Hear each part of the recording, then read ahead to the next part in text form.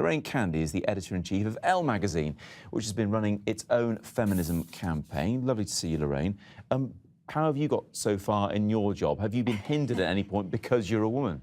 No, I think I've been quite confident in asking for the pay that I think I'm worth. I think that's one of the things, particularly young women, an issue they face today. They don't feel able to ask what men are being paid to do the same salary, and they don't feel confident enough to ask for a pay rise when needed to match that salary.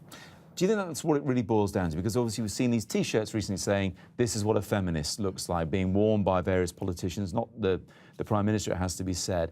But do you think that kind of thing makes a difference, or is that just sort of sloganeering and really it's in jobs, in workplaces, people should be sticking up for themselves? No, that kind of thing starts a conversation and it gives women a voice. Whether they want to wear a T-shirt or not, that's entirely up to them. However they want to be a feminist, that's entirely up to them. We've done an issue purely devoted to feminism because we were hearing our consumers saying, I'm interested in this, I feel active about it, I'm interested in the politics of it, and they want a voice.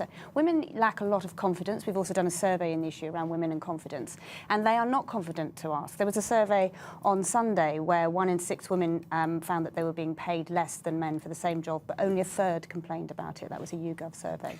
This is, this is a woman's magazine, of course, you're editing. So yes. People might say, well, you're preaching to the converted. Why yes, aren't indeed. men's magazines picking up this issue? Because they should be, shouldn't they? They absolutely should be. And the main thrust of the feminism features in the December issue of Elle are talking to men. Men are wearing the T-shirts. We are asking men in power to think about women and how they employ them, the flexibility they give them as employees, and how they pay them. It's really imperative that we move the conversation back to men. I've got 3 daughters and 1 son, and I'm much more worried about him and how he will deal with employing women and gender equality in the future than I am about them, because I've given them, hopefully, the confidence to ask for the money they need to be paid. Quite a few outspoken voices on this subject at the moment. One who springs to mind is Grayson Perry, the male artist. He likes to dress like a woman.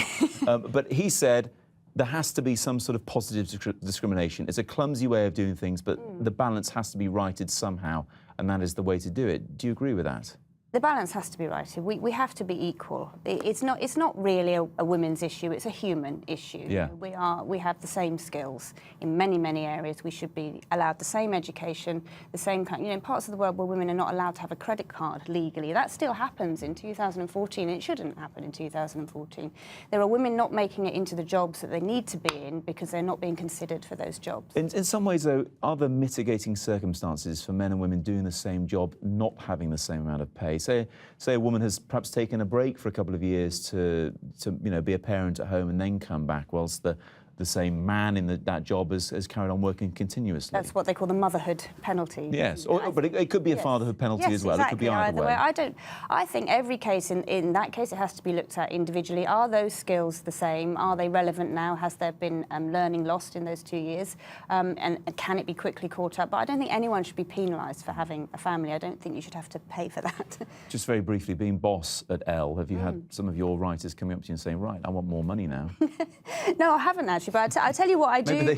What does happen is when I interview men for jobs, they always tell me what they want to earn, and when I interview women, they always say what they are earning. And I think that's a fundamental mental switch. Never tell them what you're earning.